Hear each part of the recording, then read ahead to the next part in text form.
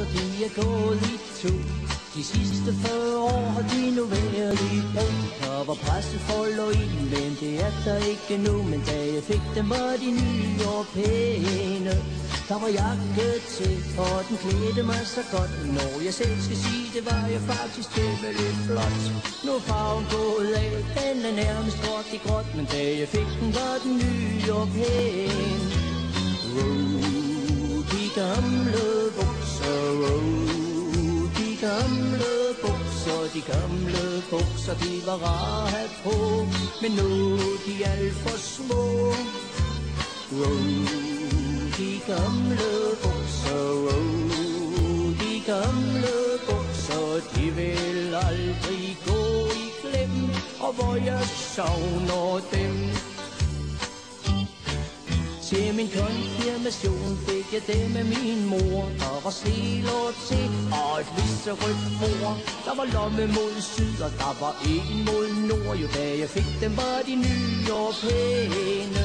Men i dag kan I tro, at de ser anderledes ud. Jeg har gået med dem på i både regn og i slud i over 40 år, så nu ligner de en klud. Men da jeg fik dem, var de nye og pæne. De gamle bukser, de gamle bukser, de gamle bukser, de var rare at have på.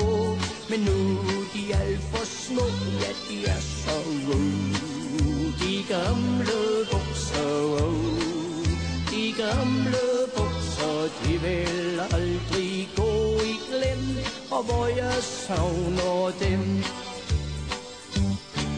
Hvis man rigtig ser efter, er der lap på lap, og knæerne er forstærket med lidt bølgepap. Det eneste der mangler, det er faktisk en knap. Men da jeg fik dem, var de nye og pæne. Men nu hænger de i laserhak i arme mand. I stykker er de blevet dit af tidens tand. Hver gang jeg tænker på det, løber øjnene i vand. For da jeg fik dem, var de nye og pæne.